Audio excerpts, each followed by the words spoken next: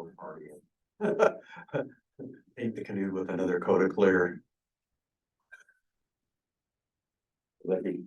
It's such a neat addition to this community.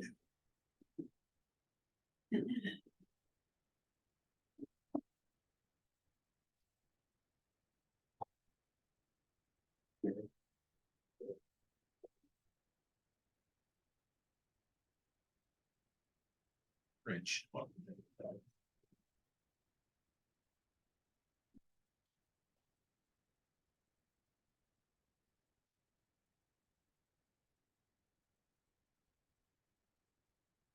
Okay, it's 4 o'clock. The meeting is called to order. And the first item on the agenda is the approval of November minutes. Has everybody had a chance to read those? So we need a motion. There. John. Both came in and spoke. Kenny. We spoke about John. There's nothing on about John.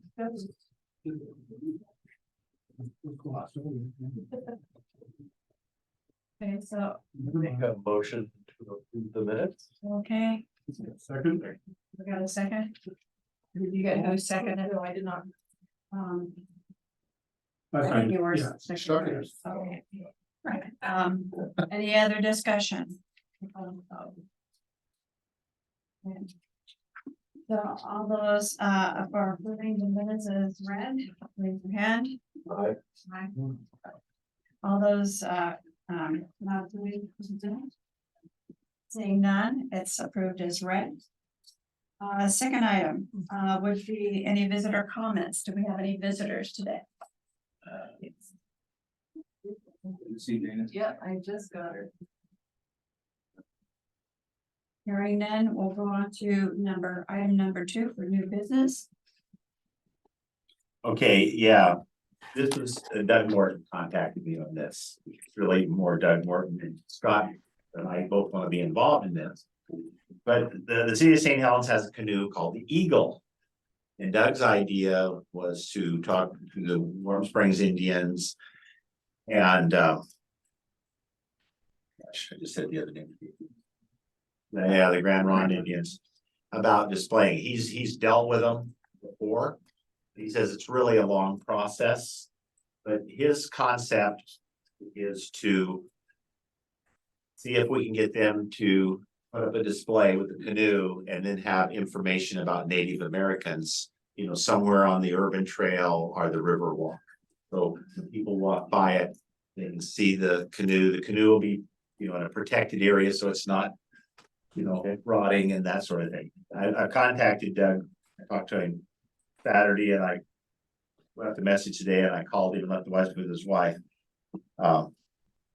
And he just says it's a long process, so he says it might take 2 or 3 years. I guess the question here is, do we want to move forward with that as a group?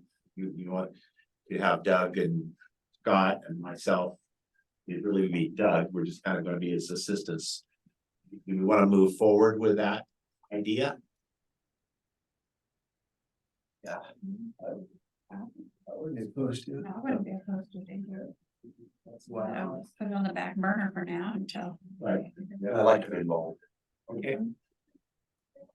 If I may, there's some background here. Can I speak to that a little bit? I sent an email to Dana asking if I could speak on that, because I saw it on your agenda. So I just read the minutes and saw you guys were talking about it, and I thought I might come and talk about it from my perspective in Columbia View Park improvements. So the original design with Columbia View Park incorporated the canoe in the park expansion area.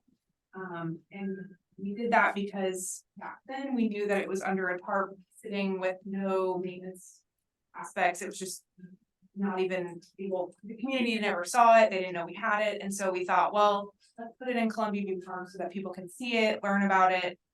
And so we actually incorporated it into the design with the redesign of Columbia View Park to cut costs.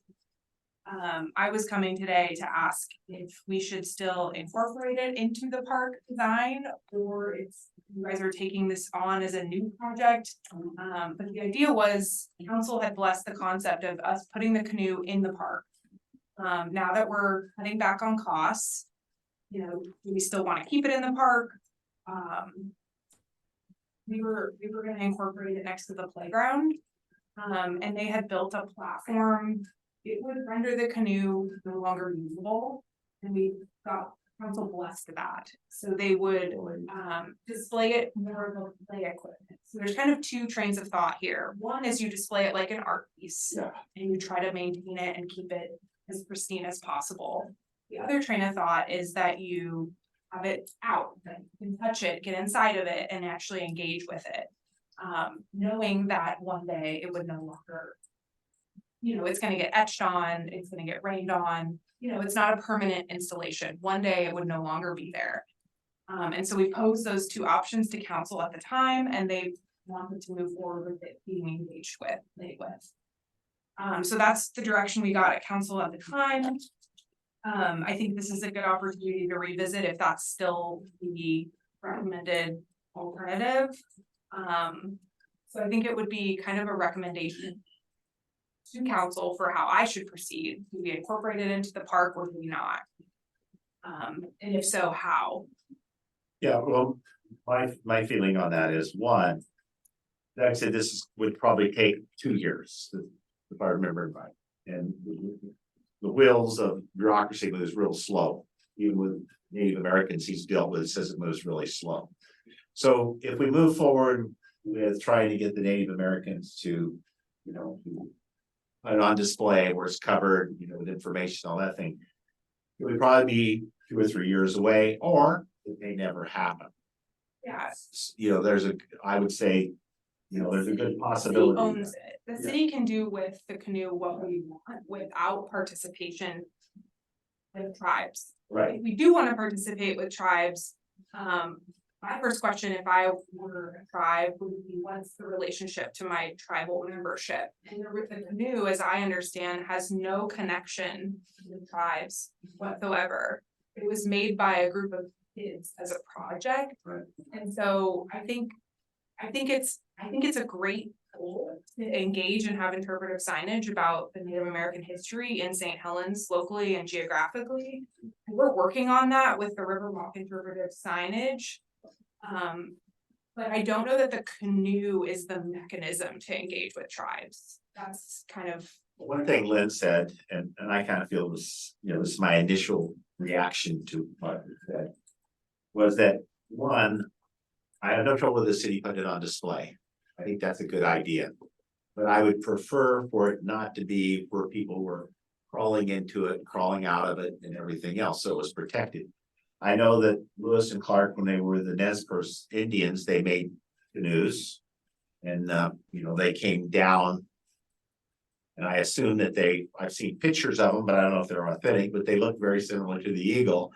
You know, there could, you know, I wouldn't mind, you know, Brandon knows history really well, and you know, there could be definitely some history with the canoe. But my point is, if the city wants to go forward with it, I think that's fine, because that's, you know, my bird in the hand versus two, you know, loose out here, and two, but I know the city said they wanted to use it as a play, you know, people could actually touch it and everything else. My feeling is I prefer to, you know, have it more as a display with some information there so people can look at it and read it and say, oh, Lewis and Clark did these things and whatever, you know, I mean, I'm not an expert on that. That's my take on it.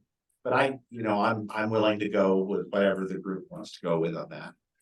I have a question. Would the museum have room for something like that? Hanging it maybe from the ceiling as a display? I would doubt it, just because they're so packed with what they've got now. This comes up, seems like every few years, and I know they talked about it being displayed at the library, and the library says we don't have room for it. Talked about putting it in like a plexiglass thing down at Columbia View Park, and right now it's not doing any good. It's sitting in a trailer. The logistics of protecting it kept coming up. It's like, how do you build something out in the environment that's not going to be a maintenance nightmare? And so it's a struggle. My concern too is though, like Jenny said, I don't know that there's anything authentic about this. It It's was not created by a guy named Eagle Bill with a bunch of kids. They came together and made this canoe, so it has a really neat story. But I don't know that it's something that you would display next to a kiosk about Native American canoes. Not appropriate. Is it honoring the Indians or is it the opposite? Are they gonna be offended by that or is it, I don't know how that works, cause. And I think he is Native American, so, and I think he's still around. Willow Bill is what you're talking about? It's have to be, so there's. Who carved it? I mean, there was that carving, but then who wasn't there an Indian that did the actual carving of the beaver, the eagle and all that part of it? That somebody else besides the kids, that was a professional carver that carved all that fancy scroll work in it. And as somebody who's paddled it, I really want to see the history of that boat we won. It's out on the water once in a while. That's what it was made for, you know, not to be sat in a thing, let it rot away, have kids graffiti it and destroy it. Something like that is such a magnificent creation that was done that it deserves to be treated with the utmost decency and trying to preserve it for a future generation. I'm afraid if we put it in an open air situation in the park and the people go willy-nilly over it, it's only gonna be around a few years before it's destroyed and it's just a piece of firewood. Or even worse. I really wanna see it maintained as a viable canoe, as somebody who's paddled it. You know, that's kind of history. I mean, not every, it's a replica of what they use. I mean, that boat's been all the way, went back to Missouri or whatever, where Lewis and Clark started, that gives it some history right there. You know, it's just not something that was carved and thrown together. There was a lot of thought work in it once the citizens of St. Helens got done carving it. You know, I spent many an evening down there helping Willow Bill and stuff work on that, but helping provide lights. You know, I really hope that we value it, that we want to look at it for being around for generations, not short term. You know, that's why I'm always concerned about where it is, how well it's being maintained. I think that boat was made to be on the water occasionally. I think it'd be inappropriate to ask the Native Americans to be included on this. We have asked the tribes for consultation on the interpretive things that we are telling in the park. We are telling some story about, you know, what geographically used to be here and we wanted their feedback. And even that's taken about 6 months to get to the right contact. And there's also differing views. So you've got the federally recognized tribes in the area, and then you've got Chinook tribes, and they don't often agree. And so it can be really difficult to get feedback. And you just kind of have to develop those relationships over time. I agree with what Scott just said, that probably inappropriate to get the Native American involved in it. John Rusky carved it.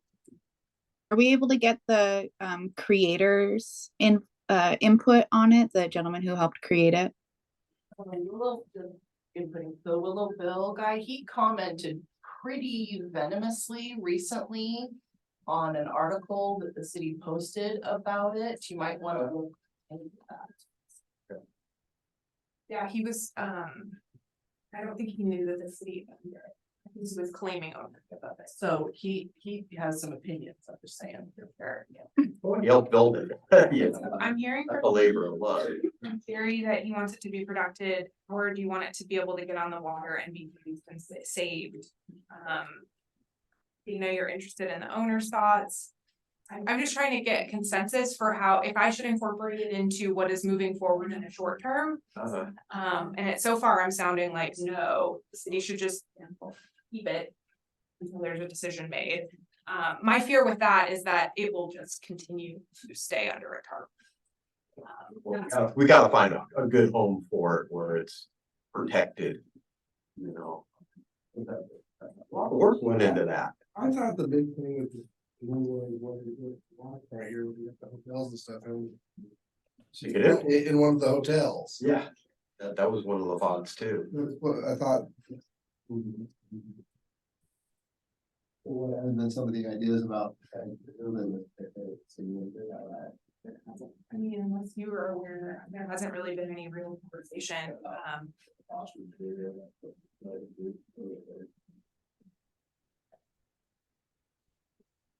Only thing I've ever heard is when they talked about putting it in that plexiglass box and it just kind of fizzled.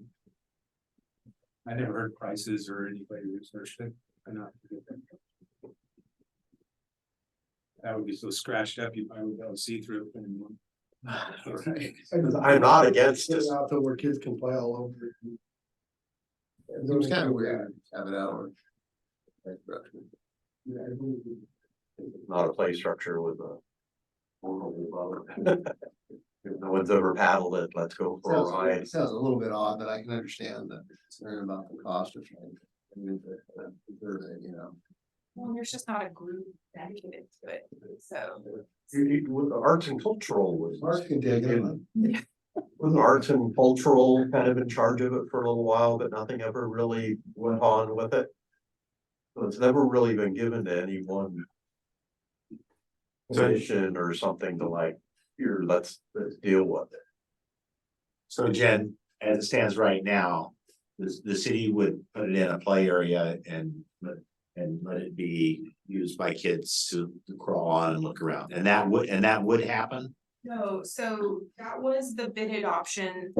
That was what was bid, that was going to happen. And now we're cutting back on the park improvement and just focusing on the river one.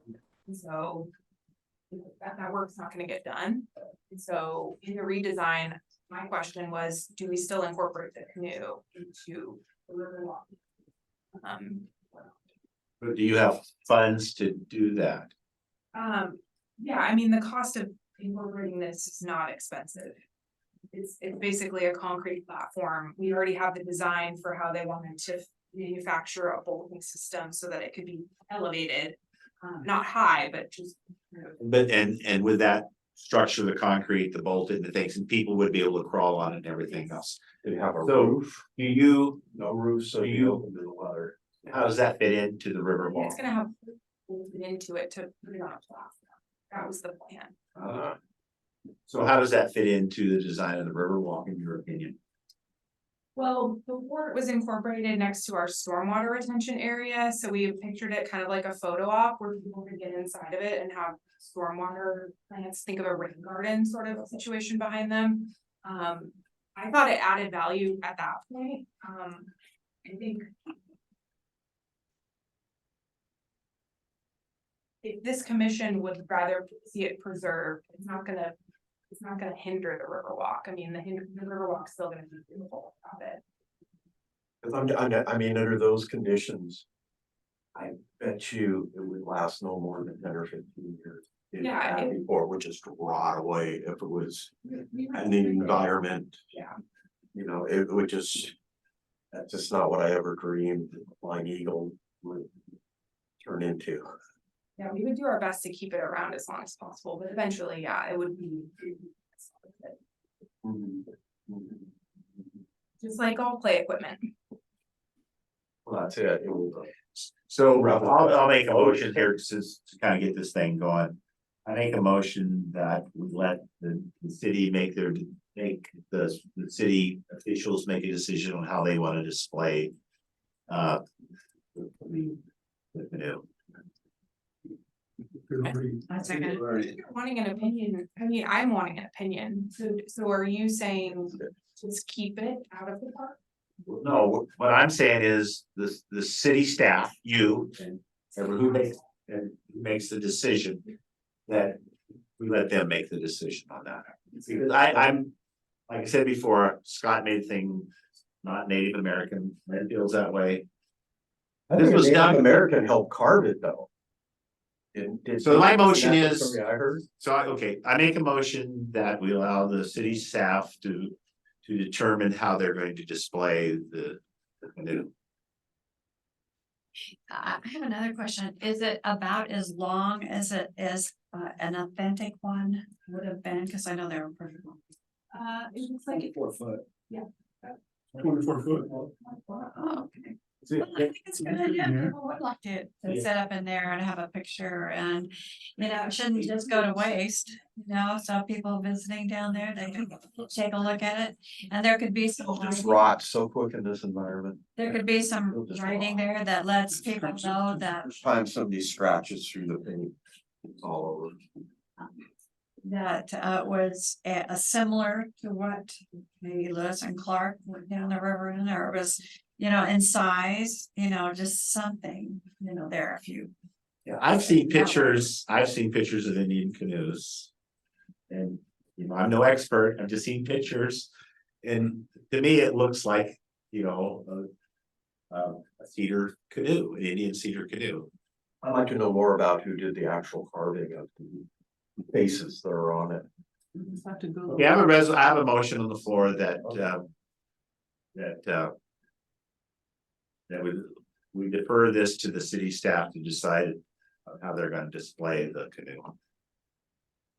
I state that I have reservations, agreeing with your motion, considering the fact that there may be negative feelings directly from the creator of the canoe in terms of the current ownership. And I feel it would be a good idea to reach out and clarify ownership and intended use of the canoe prior to making plans to install it in a public city-owned space.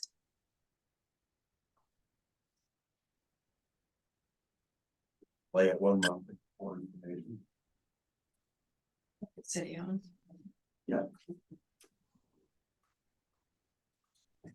So I seconded the motion, so let's move forward and do something else. Sorry, Chair. Oh, no, I'm just trying to move forward a little bit I here. seconded it, Oh, I didn't know Yeah. you seconded, but I didn't realize that. I guess. but there's still plenty of time to get more information and take it to city council. Yeah. I'd like to know more about who actually did the carving of it, and, because I thought it was an Indian who actually carved It all. was a gentleman out of Louisiana who owns a paddling company.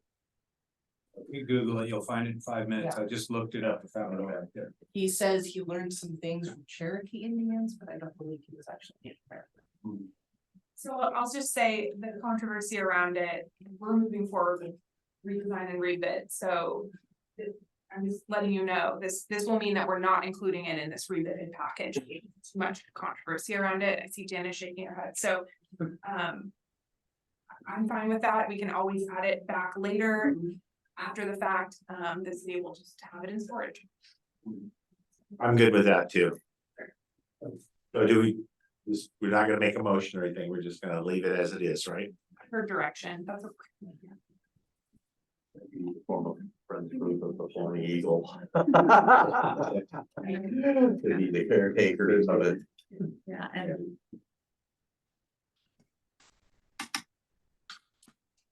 It was all Doug's idea, it wasn't. Yeah. Thank you, Jenny. All right, so with the motion ended, is that going to be the end of the discussion on this one then? Sounds like it for now. Okay. All right, and sorry I was late, you guys. I always have technical difficulties when I try to log in via Zoom. And so that would allow us to move on to number 3, right? The expansion of the Botanical Gardens. I certainly hope this one doesn't take as long. So a number of years ago, when Dorel Kersley and Richard Bailey owned the property that's at the east end of the Botanical Garden, we passed a motion here. The Parks and Trails Commission, we wanted the city to purchase that land. The city did not want to purchase the land. So we kind of moved forward and I talked to the city about, hey, do you have some land that you can trade Dorel Kersley and Richard Bailey for? And over by, what's the park right downtown, Citizens? Run by Pacific Pride. By Pacific Pride, the city owns 3 lots there, 2 of which are buildable, for like duplexes.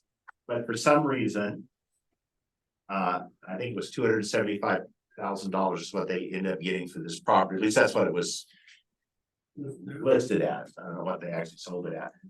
So eventually the city said, they didn't want to trade any property or anything. And we were hoping that we could get a hold of, at that time, everyone really wanted to get a hold of that property. So we could expand the botanical gardens. Didn't work out. So we just kind of dropped it like a lot of things and we just moved forward. So in the process, I've met the man several different times. Doug knows him, has met him, knows his name and everything. And I've met him and his wife. He bought the property. Serge, I don't know the guy's name.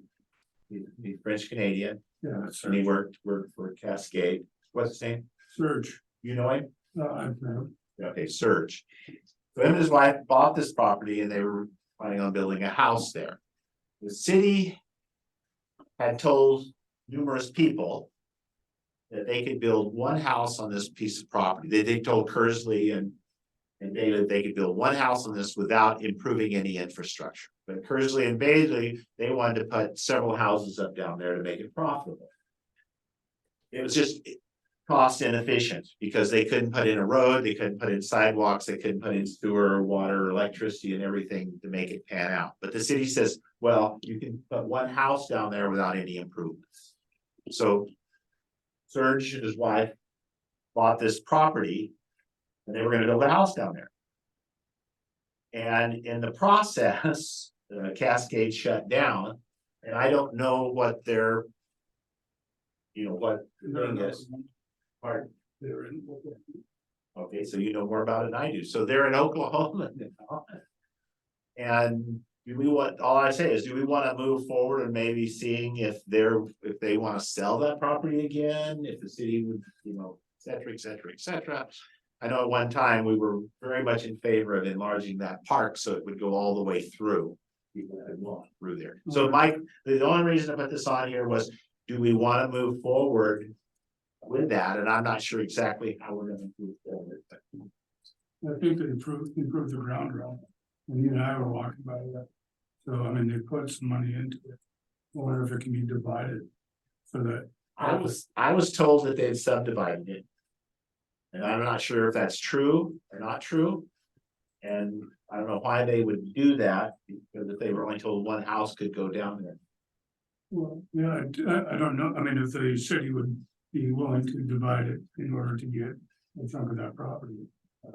So it was already subdivided again. I don't wanna be right now, budget wise, I don't see him putting a penny into anything. No, I don't either, Bob. I almost said that at the very beginning, that the only way this would happen is if there was probably a property trade for it. So the city's not gonna spend any money, I wouldn't think It's really bad timing. right on that either, because okay, I'm sure, I'm I good. can't say it for them, but. I'm good just to let this fade away for right now, and maybe it'll come back in another 2 or 3 years, because that property's been on the market for years. I mean, 12, 15 years. And they just can't sell it because you can only put one house on the property, and it's not exactly new property, it's in an old quarry. So it's not the most desirable place, but it's okay. I mean, don't get me wrong, it would be okay for a house, but it's not fantastic, Well, I understand it's right now. It's right next to the park, A yeah. botanical park, Yeah. mighty. No, there's not an easement that passes through there. There's a trail that people have been using I've been here for almost 50 years, and people have been using that trail long before I got here. No unimproved streets that go through. Okay, I'm willing to let this go then. The feeling is, and I agree with Buck, that, let's just pass this and see what happens in another few years. They may put it on the market again, and when it comes on the market, we might be able to. The city might be financially a lot better if they, if they get some businesses in here. They're trying real hard to do. Dana, I'm done. Okay. Okay. All right, so then, I do appreciate that though, because I think it would be wonderful to expand the botanical gardens. I love that, but I agree that it's really poor timing, financially, for the city. Number 4, so just so you guys know, Lacey resigned from the commission, so now we have an open, position on the Parks Commission. I have one application. I thought there was a second one, but I couldn't find it in my email. Melissa, do we have a second application? I have one from Robin Gill. Yeah, there's 2. There's 2. Okay. That's what I thought. No. And so what I'd like to do is form another interview committee, so that we can interview the 2 applicants if they are interested. So right in a number 5, who, would like to volunteer to be on the interview committee this time? Yeah. Let's do it this time. Jacob, did you have your hand I up? know, man, when is it gonna be? That we would have to, work together on a date that works for everyone on the committee. We've done a 3-person panel the last couple of times.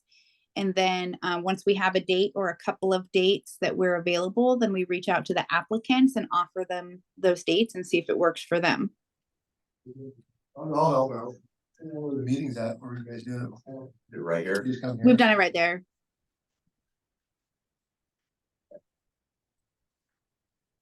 Here today. Okay, so Zoom too. Here today. Yeah, but it was like, I think they did it fine. Depends on. I'm usually around town, you know. I'm back in town usually about. okay, so that would be who this time, Jake? And Friday is working better for me, but other than that, that's all. Okay, I'm having a hard time hearing and discerning who is who. So if you could tell me the name of who is volunteering, that way it works. All volunteered, Lynn volunteered. and Jake. Okay, so Lynn, Jake, and Paul. Okay, so I will abstain this time. So if you 3 would please be so kind as to get together, pick a couple of dates and times that work. Please let Melissa know, that way she can reach out to the applicants and coordinate the interviews. And then just if you wouldn't mind just shooting me an email when you guys know when you're planning on doing it. And then after you're done, if one of you would mind giving me a call and just updating me on the conversation, or if you'd like to loop me in after the interview so that I can hear your guys' discussion notes, that would be great. Does that work? And Brandon will take it to the city council. Yeah. Yes, and I'd still like to bring it up at the next meeting as well, just to have, it shared with everybody for the purpose of open communication, and to submit the final recommendation to Brandon for council. So we would do the final approval at the January meeting.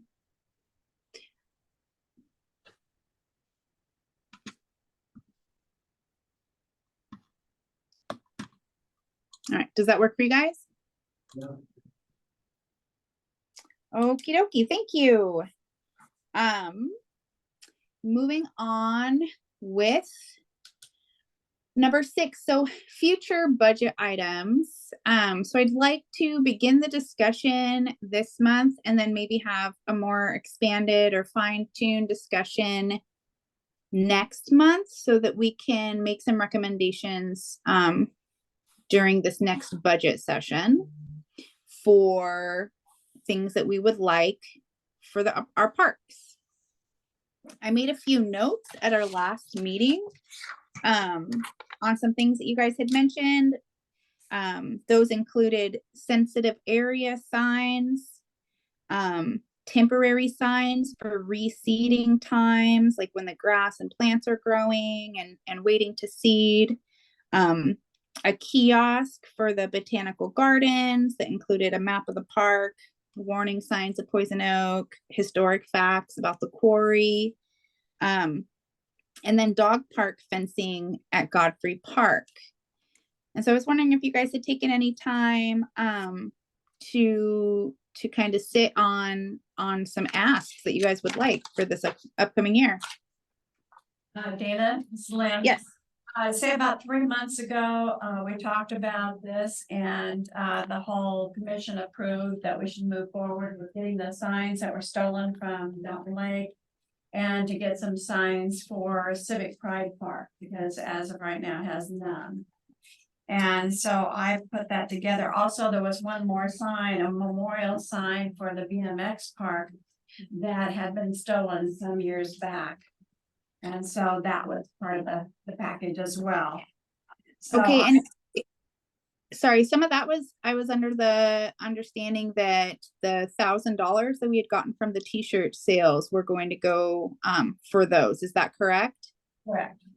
Okay, so that would be, that's already there. So those funds are already there. So after a conversation with the gal from finance last month, it seemed like our job now would be to request Buck to work on getting those signs, and then they would just be billed out because the funds have already been deposited for that. Yeah, that was what I'm saying is because it was already approved, I went ahead and sent that to Buck. Okay, great. So. Okay, so then this would be, this discussion is more for future items that we haven't yet talked about or budgeted for or received funds for. Yes. I've got 3 or 4 little quick things. Okay. Would be is that with the brand new sewer pump station and stuff, with what's going on the waterfront, that the bottom end of the railroad tie staircase at Nob Hill is going to become a major access point there. And I really think that we should be budgeting for another kiosk at that area, like the one that we have over by the sewage treatment plant. Because that's gonna be a high volume area of people coming in, especially with the brand new paved trail that's gonna be leading people lighted right to the bottom of the stairs, and I think we need to have a nice kiosk there. The other would be is that eventually we probably need to look at, because the city would probably really like to have better access for occasional machines to go into Nob Hill, that the lower bridge doesn't really provide a way for a machine to get in there, and where we had them go through a couple of times where this time of the year where we have water running through there, that's really not a really good viable thing there, that I think eventually we need to be looking at, that the bridge there should be replaced with one that will allow a small Cushman or whatever to be able to drive across it without getting into the fragile area. The other would be is that this isn't Nob Hill Nature Park, but it's been a very definitely, it's 2 different areas, is what we call the street right away. Where we've got 1,000 feet of trail and new eventually our urban trail is gonna go through there. Is that I know it's ever gonna be a perfect situation, but the boardwalk right now during extreme wet weather that we just had, yes, it does flood in that area. The bridge right now, if you walk on the boardwalk, yesterday, it was actually, you go down 1.5 inches and it was floating. But on the end of it going towards Nob Hill Nature Park, I wish it would have been built probably about another 20 feet in length, because that area had like 8 inches of water that would really stop you from being able to get to it. And I realize that it's sometimes, yes, it's gonna flood out in there, but I think we'd get a little bit more use if there was a way to extend that about another 15 to 20 feet. That when water level usually does go down, it stops floating, so it'd be dry again. But you still have that little area of about 15, 20 feet where it's 8 inches deep. Can you add rock to the trail to get it to the bridge? What? Can you extend your path with rock? Part of it, yes, but part of it, no. You have to be bringing in like over a foot of gravel into that area. Well, how many times does it flood in a year? With that, probably when we get the 8 to 10 inches of water, probably half a dozen to a dozen times. It usually goes down after a few days, but just make it a little bit more useful. I mean, I think the potential there for a few days here and there are always there. But the water does usually seem to drop back down to a level where it's not floating anymore, so it's dry there. The question then would be is if we can get people onto it, if it's dry. There is some of it where I think we could, if we raised it up 4 or 6 inches, that we could do part of it, because it actually was way more underwater than I've almost seen it when I was up there on Sunday, you know. And then the other one would be is, hopefully they can be putting money out that we were talking about redoing the master plan. So I think it's important that they're looking at budgeting items that we be looking at when we're talking about redoing or updating the Parks and Trails master plan. So those are my 4 things that I would like to get into the budget. Oh yeah, I would love to see an updated master plan. I think it's been enough time since the last one was done. That was a pretty big feat though, right? To get that done. 2015, July. Yeah. I know when Carmen was president, we all submitted to for the new master plan, and it never happened. Because they didn't have enough money to do that. So what happened to our submissions? Is that still with somebody in the city or?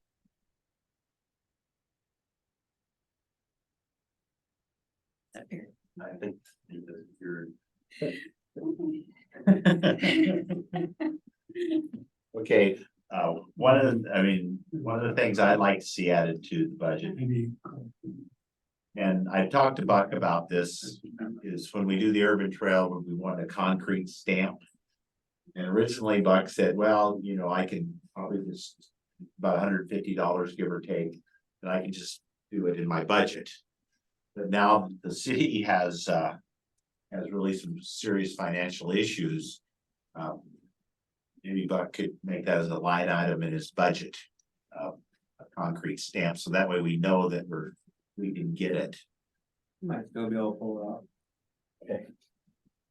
I've been looking at them. Oh, you have been? How much are they? You can go to the moon if you want. I mean, Well, how much, one that just works, I mean, a good one. Yeah. I don't even want to guess right now, but Okay. I would say one that you could use for this project and maybe, you know, you wouldn't use it 10,000 times would be $300. We probably all use it about 20 or 30 times. The longer we wait, the higher the price will probably go up too, the way everything else is. So, yeah. So. That's just my input, so like, That's my put it, research, and I- put it in your budget, that would be, I continue to look into that it. way we know that we could at least, we could get one. So, 'Cause that's gonna be the real expensive item for marking the trail, the rest of it's, you know, pretty well taken care of. And that is something I've researched several times. I just haven't found exactly what I think I have in my mind. And when I do, I'll go through the proper channels to get it approved. I'm not gonna stick my neck out. Make something happen. Did you get a costing for Yeah, the that's- signs? The signs that you were speaking for, that you submitted to Buck? Yeah. Did you give a costing to that? A costing? How much cost? No, they're only they used to be only about 30 some dollars. So there's gonna be, I'm just wondering over the $1,000 that, Oh, no, it's minimal, you know, for $1,000 isn't very much, and that's why we haven't got to start, you know, with something that we really would like, that's not gonna. that isn't gonna cost very much at all. So You and I can discuss too, on certain areas, I've got some ideas of maybe a different material that might be cheaper. Oh, good. Because due to the vandalism, there's no sense in keep throwing gold in the pot, and having to take it out. Right. Wherever they don't get stolen again. Pretty tough, huh? When they're out there, everything's stolen and you. Yeah. Well, I would love to see too how much the total costs for the approved signage and whatnot that we have already agreed to from the t-shirt money. I'd like to see how much is left over after that and see if maybe the concrete stamp could be something that we utilize some of those funds for as well, if we needed to. But I would love for each of you between now and next month to visit your parks and to really come up with an idea or two, or three if you have them. I mean, bring them all, but of things that you would really like to see added or edited, updated, whatever for your parks. And also if you can get a cost estimation for them, if you need to talk directly with Buck or however that works. And then that way we can discuss them at our next meeting and make a concrete list of items that we would like to ask for. And that way we can submit it to the budget team. I'll get you prices of signs by the next meeting, and Cool. we'll talk to Lynn about her thoughts before. And go from there, and I'll work on the stamp and hopefully have you a ballpark figure by then. That would be great. One other item, it's already been mentioned, but kind of prodded me on this, but I agree it would be a good thing if we could get a kiosk for the botanical gardens. And I don't know if Roger, if you have the materials, but and I know Roger has the ability to make it, if you have the materials, it really would be nice to have a kiosk there so people know that there's a park and all the things we talked about, the trails and the poison oak and history. Those would be really nice to have there. As far as the Right. material that we have, it'll kind of vary because Roger does so many projects that to save other people some money, if we have a surplus of something, he'll grab it and use it. So that's kind of what we would do with the kiosk. So it kind of varies on the timing of everything, but I know we have 60% of what would be needed right now. I could picture in my mind where it's sitting, where we could build it with, and there's probably more if I look deeper. So I definitely can get the price of kiosk up with. You won't be purchasing everything. And a lot of it's That'd be great. like It sounds like- beams and things like that. We have a lot of that stuff. It sounds like we probably need about a half a dozen of it eventually, so. You get about a half a dozen more Rogers too. Yep. If I ever get more retired, I'd be glad to come over and volunteer. So Bob, Okay. I No, go s- I submitted a sign for the Civic Pride Park. And would it be better maybe to have a small kiosk first, right? And also you might want to put, I don't know if you put the city of St. Helens on there or whatever, I just made something very simple, because that has no signs to begin with.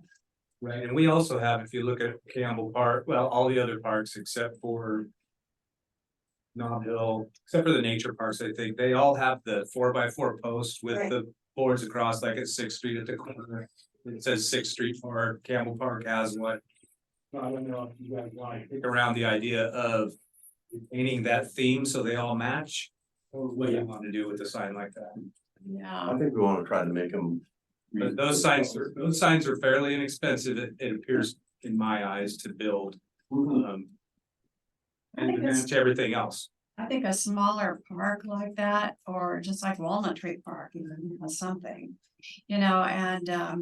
but I think, because we had such a big area, that's why we had a bigger kiosk, Right. too, and it started with Nob Hill. Nob Hill's got the same kiosk. But a smaller kiosk, that you could even put some pictures on or some history or something would be great. Build it to any size. We follow the same idea, but just use it in size somehow, Absolutely, yeah, so that they maintain the continuity. yeah, right, yeah, it'd be simple. They'd be smaller, they'd be cheaper. You could build two for the price of one. Yeah. Make them 2 foot by 2 foot instead of what they are now, and then you have two of them. All right, that sounds good. That would be great. Would be nice to have a kiosk there. All right, so yeah, so I look forward to hearing the remainder of the asks and having a more clear budget discussion at our next meeting. And does anyone else have anything to add on that before we move on to old business?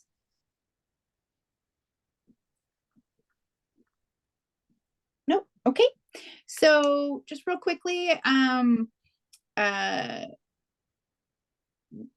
like to go ahead and have you guys officially make the recommendation to reinstate Howard to his position on the commission if you agree to do so. That way we can recommend it to council. They actually voted on it last Wednesday, didn't they? Did they? Yes. Oh, perfect. I got reappointed. Yeah, I had to support myself, so I actually went to the city council meeting on Wednesday. Congratulations. Oh. Sure, there's no Yay. ad, so you got me Okay. for another 4 years. Perfect. Then there's one other thing that we need to discuss while we're talking about old business. I think Melissa was making the handout for the recommendations from the Parks and Trails Commission. Do each of you guys have that to view? What are you referring to, ma'am? For the municipal code from Kathy? Oh, I was just gonna bring that up during discussion items. Oh, okay. You wanna do that now? We can. Yeah, I mean, it's old business, but with updates, so I think this would be appropriate. So I will go ahead and hand this over if you wanna actually read it, or if not. The recommendation, it's just one, it's just one, One because it's page? really, really long.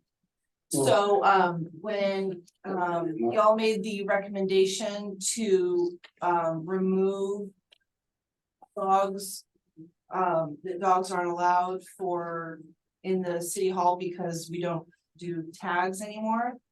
They went ahead and adjusted it further, saying that, and put verbiage in there saying that dogs are allowed in city hall as long as they're well behaved, basically. So they basically said, hey, while we're editing this, let's edit how we wanted it to be. So they did remove the part that tags aren't done at city hall, but they addendum it further, basically saying that, but dogs are allowed in city hall as long as they're well behaved. You did get So- someone with it. No. When I I was presented just gonna that, ask that. Because So there is the edited one, and you'll see the edits in red, and so they pushed it back to you. when I presented Are it to we, city council, they approved the $2 million insurance that was recommended.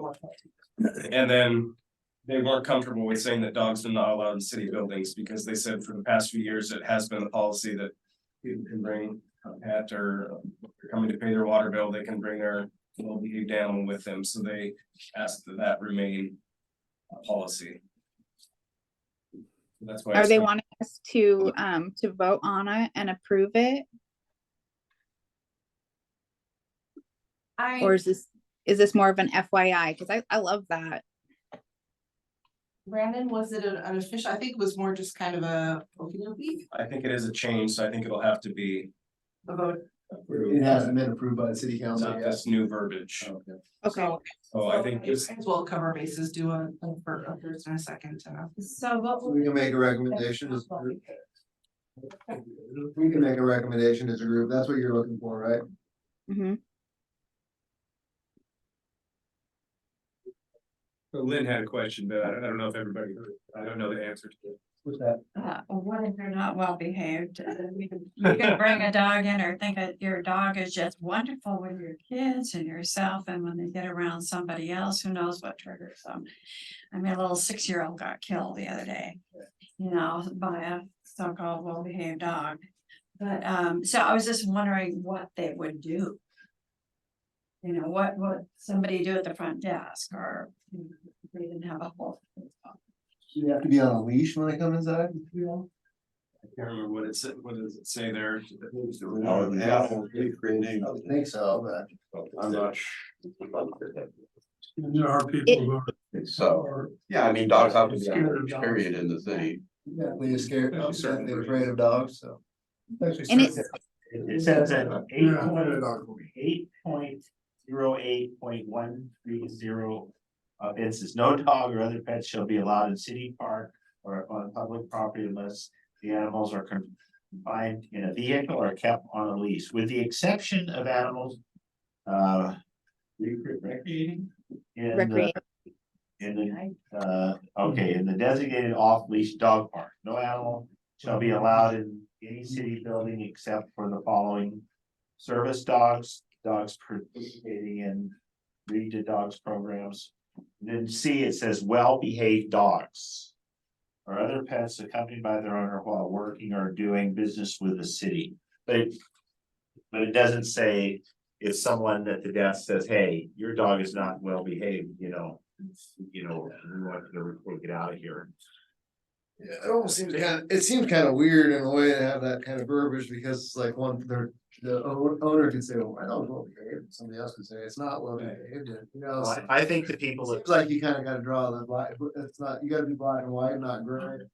yeah, well, since this is brought up. He's never bit me, so. Yeah, so what I'd like to say is if the office manager. Or, they have the discretion of not allowing a dog into the office if they believe it's not well behaved. Why not take you to the safety committee and push it over to the safety committee and have them research it? That's a great idea. It could be a safety issue.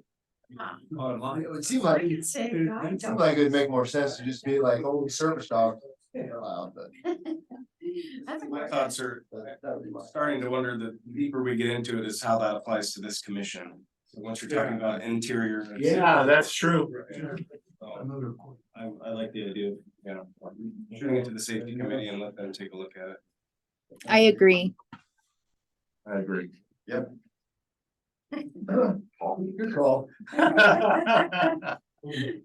Did you know Alright. anything about the senior center in Burberry? Did we discuss last time? We haven't done anything over there. We're looking at plantings or something like that. Right, I have to meet with them about lighting of their. I'll bring that up. So we have to make a motion to refer to the safety committee or? I make a motion to move that, the dog, the change in the verbiage. To send that over to the safety committee to make a decision on. I'll second that. All in favor? Aye. Any I have a opposed? Oh. Yes. Now that we're all done. How's it handled now? If someone brings a dog into the office and it's not well behaved, how's it handled now? No clue. The only dog I've ever seen in here was John Walsh's dog, and it just laid in the floor.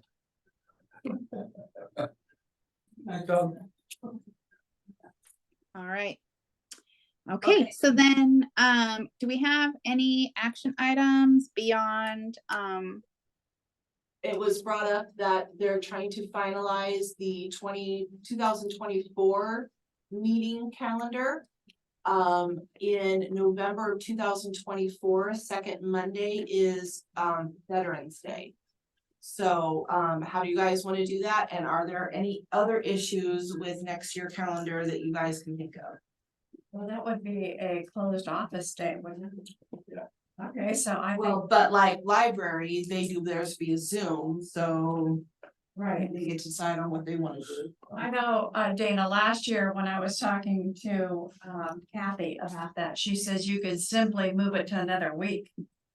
So in other words, instead of that Monday, you can be the Monday before or the Monday after. Yeah. can we, for my own personal, can we maybe consider the third Monday of November instead of the second Monday of November? Would that work for you guys? That doesn't push too far into Thanksgiving. Let's do it. Oh, that's right. Gosh. Okay, I don't have my calendar in front of me. Hold on. So let me just take a quick peek at when the first. Thanksgiving would be the week after that. Would it? Okay, thank you. My computer was jumping fast now. Yeah, so for November, the first Monday would be the 4th, the second would be the 11th, the third would be the 18th, and then Thanksgiving would be the 4th week of November. Yeah, so instead of holding it on the 11th, could we do the 18th? That's the third Monday. I can certainly let Lisa know and see what she says. Yeah. All right, we got on. Right with me. I just don't know if there's any other. Bring my diary. Yeah. Any other issues that you guys can think of for next calendar year? May we all be here then.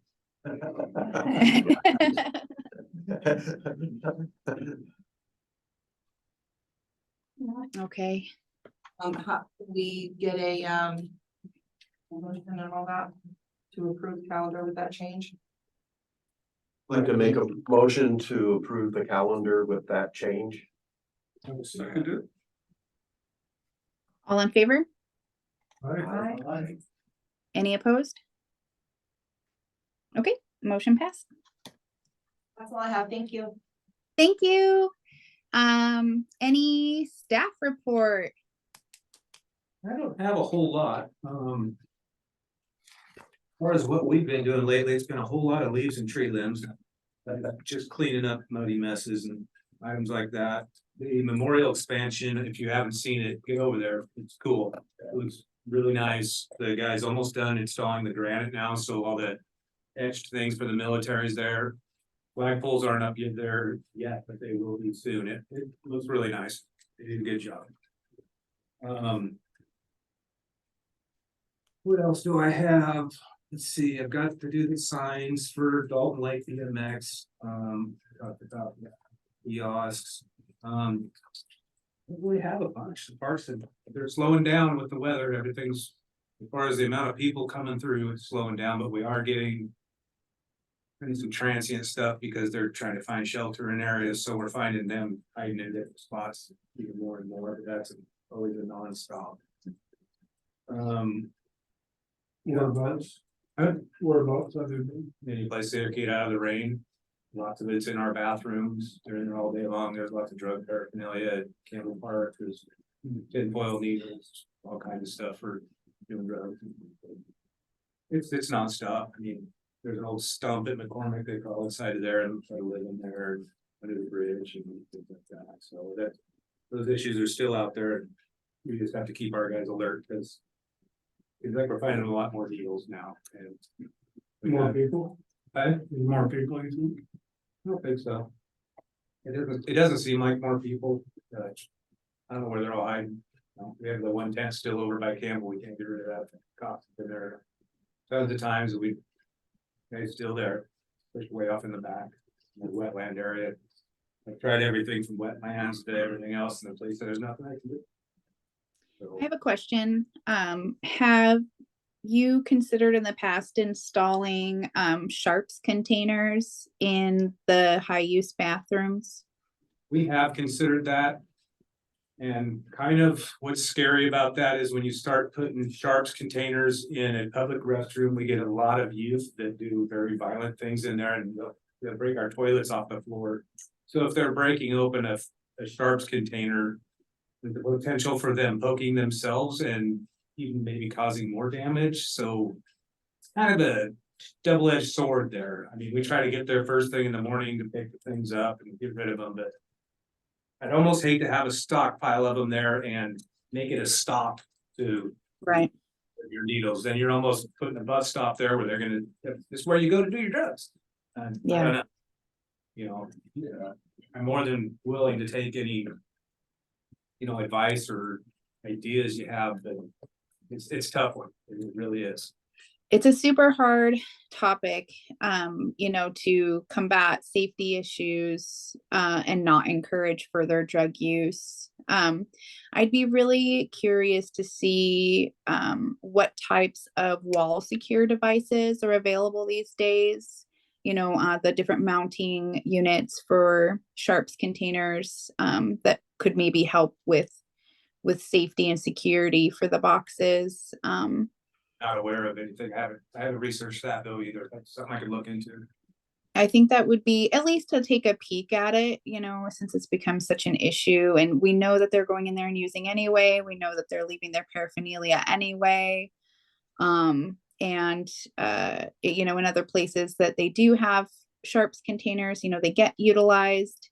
And they're not just for drug paraphernalia as well. It's also for things like diabetics, and others who, may need to utilize their medication in public and prefer not to put that in the garbage cans. But I just think maybe taking a peek at what devices might be available at least looking wouldn't do any harm.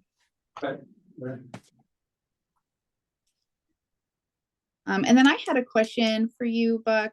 How's the flooding out there? Do you have any high concern areas? No, for a couple days, the creek was up there a ways. Nothing we haven't experienced before. More ponding. We did seem like a lot more water at Campbell Park near the swings than we've ever had before, and we're trying to figure out why that is. My personal thought is that the ditch on the very back side of that property has not been reshaped or worked over in, geez, who knows how many years, so there's not a whole lot of bank for it to hold its water in. It just kind of spreads out instead of traveling away to get to that wetland. So that's something I really want to address. Of course, now it's too late in the year. I tried getting it earlier in the year, but couldn't get anybody in there. Yeah, I know we had talked about that. I think you and I had talked about that even in the springtime about maybe getting in there and digging it out a little bit because it gets so yucky. But is that something we can consider doing once it's dried up enough? Is kind of dig it out? It's on that list of things to do. It just happened to be this year. It got pushed aside while other things happened. You know how it goes. But Yep. yes, that is on the wall in my office with everything else. So yeah, that's something we need to get to. And the thing is, what it really does to kind of makes it a pain for us is it washes the chips out from underneath the equipment. And there's certain depths we have to keep underneath there, and it's hard to retain that stuff in there, especially when water's pushing it out of the way. And on that, one more thing that just reminded me, I did have 2 of my parks employees go to I'm not gonna get this right, playground maintenance class. So they have been trained on what to look for in playgrounds, safety wise, repair wise. What equipment is okay to have, what equipment is not okay to have, new laws, new rules, and they came back with a whole bunch, and I will be sitting down with them in the near future. They're going to make a list of all of our equipment. We'll have a binder for each park. We'll list all the equipment, the state it's in, the age of it, its legality, issues like chips, whether we need rubber mats underneath them, what. Basically a whole, what everything is, trying to get it organized. Some of our stuff, I think, we're gonna find some serious issues with, and they may just have to be removed. Yeah, I know of a bunch right now in my head, but I'm not gonna bring all that up right now. So when we do get that, I will present that to you guys, so you know what we have going in our parks and solutions, prices, challenges, all of that. I'm hoping to put together soon, and we kind of got it all started, and inspections will start. They'll be quarterly for now, and then we'll work from there. So that's a system we're trying to get going. I just Oh, went fantastic. down to Mountain Lake a couple of days ago to check on the flooding and see what was happening there. And there's no flooding so far. I mean, the lake is really high and the beavers are doing their work. And you have 4 little waterfalls coming down and another side stream, so it was pretty. But yeah, it's right up there to the road, but not going over yet, so we could walk. Great. Another question for Buck. I was wondering, when it's nasty like this, does the vandalism can slow down a little bit? It slows down a lot on the exterior of the building, but it continues on the interior of the building. The only good thing is that parks are open from dusk to dawn. That time's a whole lot shorter. So when they're idle and out of school, usually for youth, They don't got a whole lot of time to get their work done, so before the bathroom's locked, they're gonna get in there, that really helps us, but.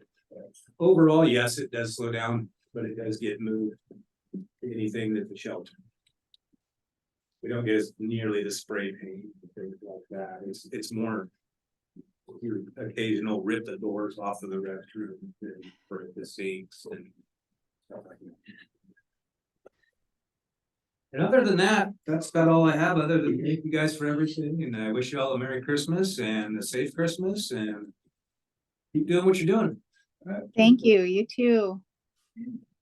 All right, counselors report. I don't have much either. I think most of the things I was gonna mention have been mentioned already today in one way or another. Was talking with Lynn a little bit lately, trying to get the historical signs for Dalton Lake moving along, so I think we're making some progress there, but is there anything from this group, anything that you want the council to know about? I know I'm gonna have a meeting on Wednesday with the advisory committee, and we're gonna talk some serious things about. Such as doing both sides of the lake with a new path. Because we are boxed in with private property. And at the one piece of property there, they've got a house that takes up that whole end, you know, that would be. A good idea for people to walk and then get in, go to St. Helens, but. So we're gonna have to carve a whole new path on the east side as well as the west side. So, and that's going up to the overlook. Because the private property goes from the Rutherford Park over to about half of it.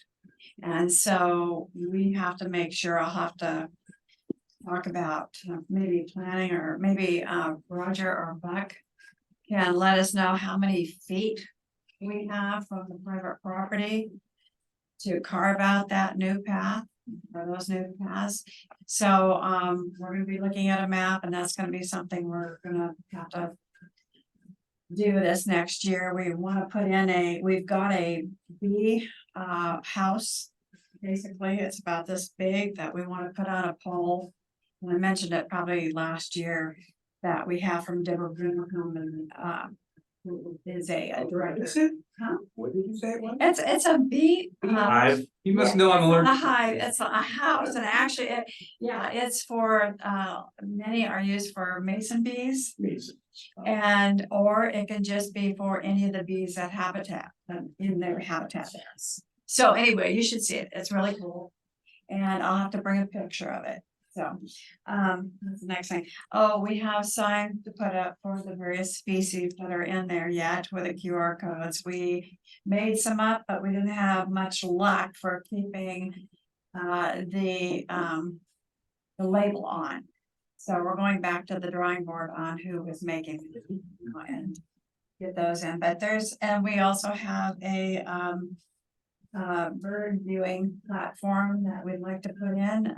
We just gotta find some wood somewhere and make a simple bird viewing block. So you're not scaring the various species that are on the water, but you would be able to walk up, and we'd have little windows at different levels for kids and different size adults, and so that was in our original plan, all this, so. Bird viewing line. Yeah.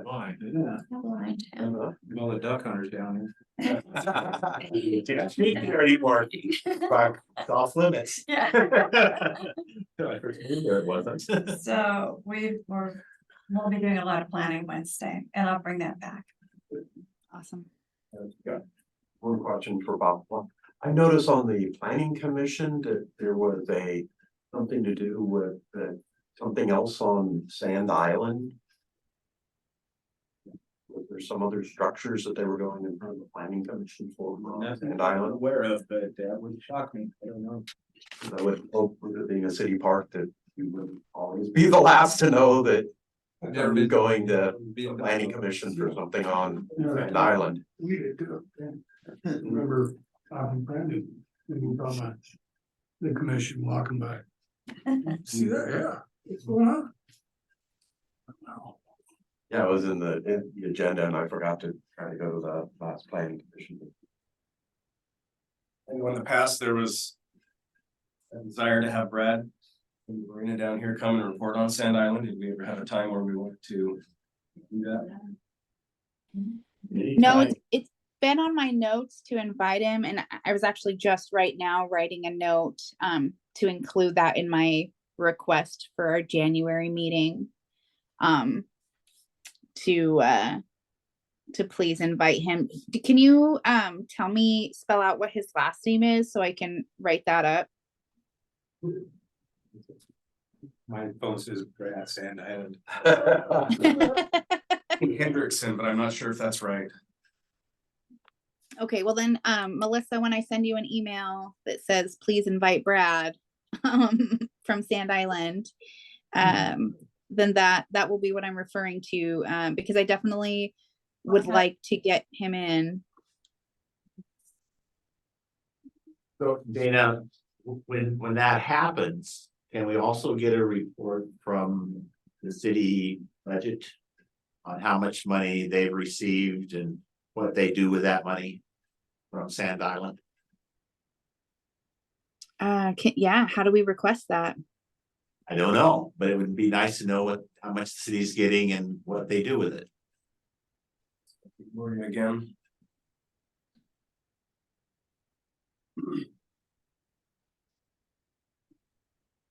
So, okay, so then we'd like to request the financial statements regarding Sand Island, Yes, and that would be from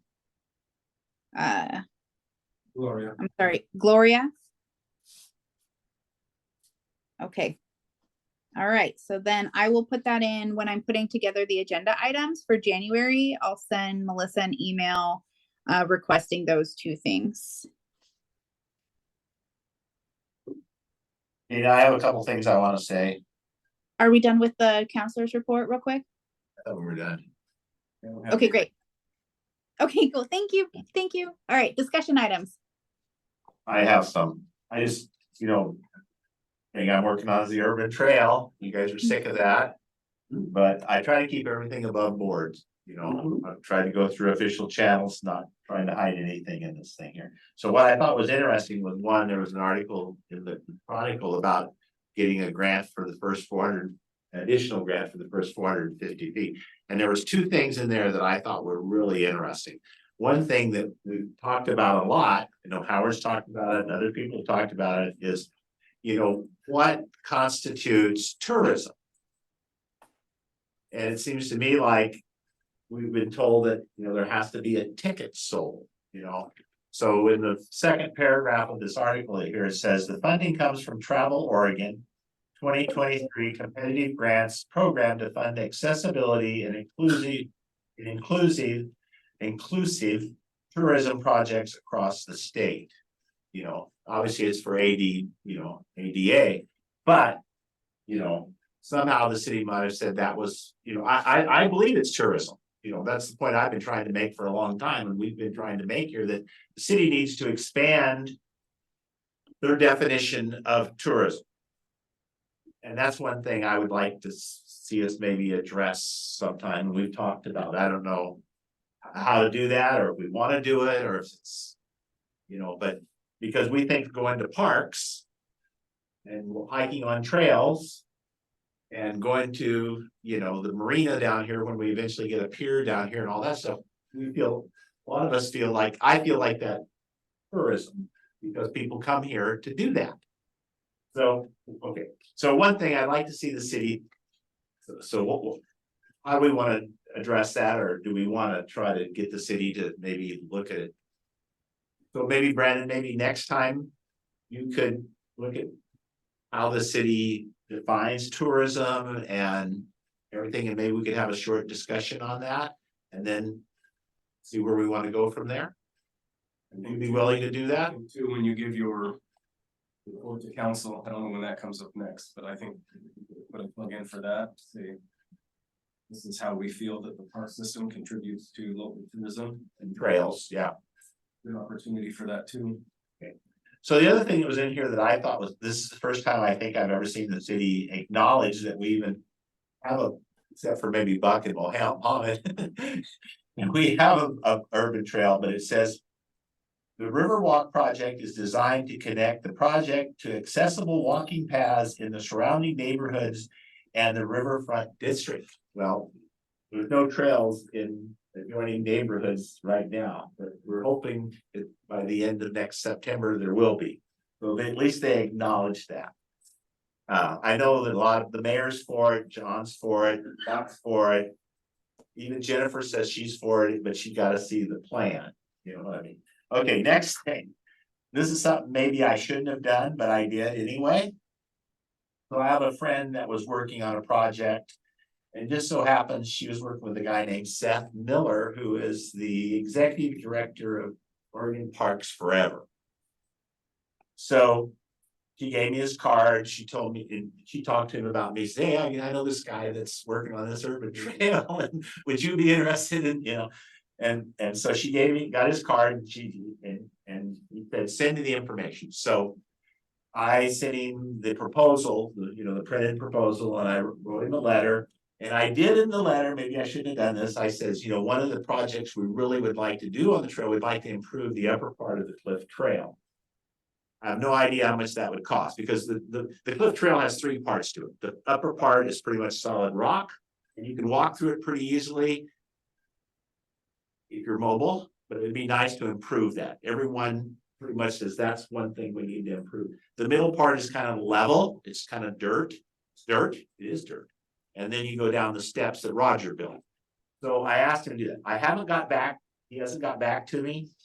If he doesn't get back to me soon, I'm gonna call him, I have his phone number and everything. And if he says, no, we're not interested in doing this, I'm gonna ask him, does he know other possibilities for grants to get that done? But I will go through all the steps. If he says, yeah, and we're not gonna. I know we're supposed to talk to the city, right, Lynn, before we do any grants and everything, so go through all the steps.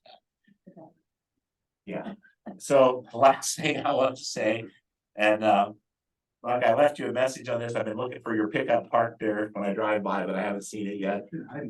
Yeah, I don't blame you. So the subcommittee tentatively, the subcommittee, Dana and Howard and Lynn and myself, we have a meeting scheduled with Mohammed and Buck on Monday, September 5th. We don't have a time or a location. September. Remember?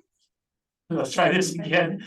February 5th, Monday, February 5th. I will in January, I'll contact Mohammed again and try to get all the details of where it's going to be and everything. And then once we meet with Buck and Mohammed, hopefully the subcommittee is going to meet then with the city council. So we're trying to move forward here. So this person that you contacted, you're hoping he can give you ideas? Yes. Well, first of all, I'm hoping that he'll say, yeah, we're interested in, giving you a grant to improve the upper part of that trail. And if he says yes, I'll say, well, what do we have to do to jump through the hoops to do that? And then I'll talk to the city and talk to you and Dana and Howard. And he's the one who really wants to know that if you're gonna apply for grants, that you go. But I'll go through the subcommittee. Yeah, that you go through her so you don't double up or interject Ethan. in other project of a grant. And I have a feeling he'll probably say no, but if he gives me some other contacts, then I'll try to contact those, but. Monday, February 5th. November 5th, I heard. All right. We don't have a time or a location. Okay. And Mohammed wanted to be, we wanted to have it in late January or February, and Mohammed said January he was just incredibly busy, so. So Buck, will you contact him again and make sure you guys jive on this? Because last time we scheduled the meeting, it didn't quite work out, Right. but his mother had passed away and that was totally understandable. Busy man, but we'll get it done.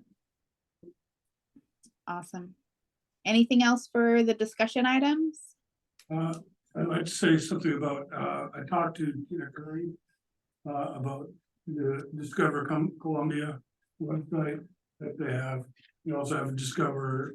And I'm hoping to get our park on that, so we could get some type of exposure through that, with photographs on each park.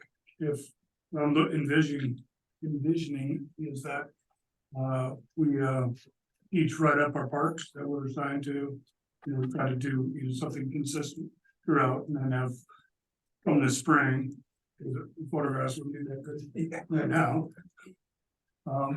We take photographs and then try to develop it from there. So I haven't gotten, Ken hasn't gotten back to me. I was trying to get a hold of Crystal. That was the reason why we just touch base with her, since she's a communications officer. So just want to give a heads up about that.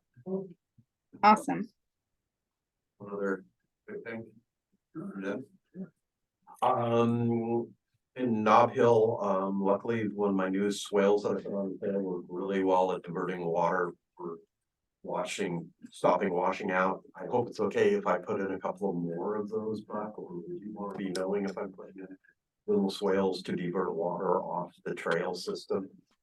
As long as it's not creating a safety hazard or anything. I mean, it's just your typical little dip. I try to make them, not sudden, but there's a little Right. dip to get it to go off, I've got, you're fine, but if you feel it's something you want me to look at to make sure, I can stop by too.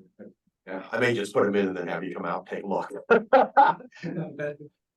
The other question would be too is, if there's a chance I could get another scoop of gravel, either at the end of Third Street where we did the last time, or down by the sewage treatment plant, but they've been doing some sewer work, so I'm not sure if you could get easily hit the lower one or not. But we did have a few spots where the gravel washed out into the last We'll get you street. some, you just gotta let them know you just spent their $1,000. I'm kidding. I was gonna say, I want some. Well, I thought gravel was free so far. If I can get it in one spot or the other, then I can fill in a little bit more. And my swales that I put in, I can make them look better than the gravel. We'll get some down there, I'll let you know. Awesome. Any other discussion items? No? Okay, well then, if you guys are good with that, we can call it adjourn early today. Thank you so much. Happy holidays, everybody. Happy holidays. Scott walked.